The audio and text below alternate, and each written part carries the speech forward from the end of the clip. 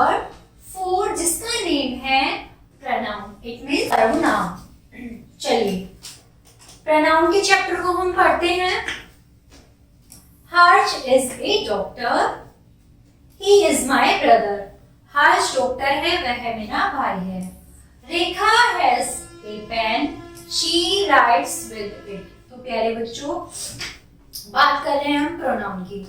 क्या होता है, सबसे पहले मैं आपको प्रोनाउन बताती हूँ कि प्रोनाउन होता क्या है।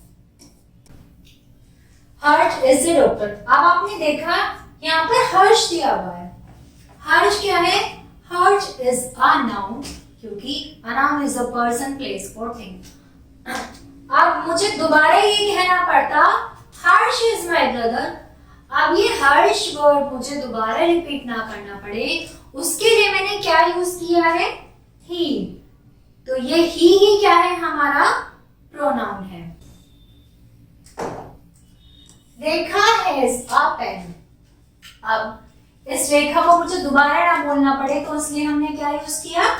She. Doctor said to the patient, you have fever. Doctor patient से बोल रहा है कि तुम्हें क्या है? फीवर है। वाक्य एक में हर्ष के स्थान पर ही का प्रयोग किया गया।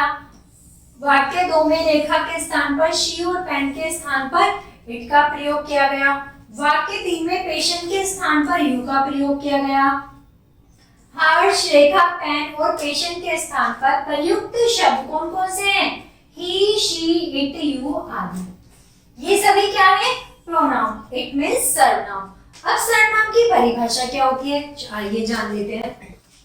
ए pronoun is word used in place of noun.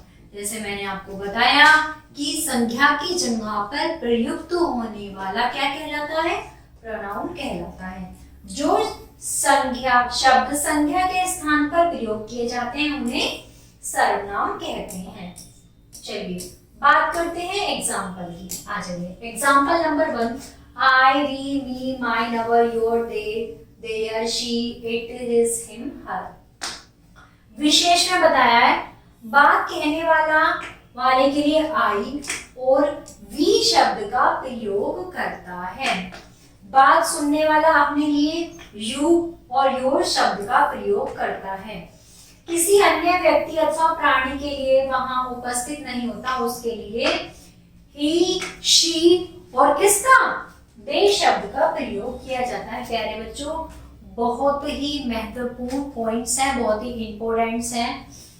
फिर से बता रही हूं, बात कहने वाला यानी कि जो बात को कहेगा, जैसे मैं अपने लिए किसका यूज करूंगी? आई और वी का।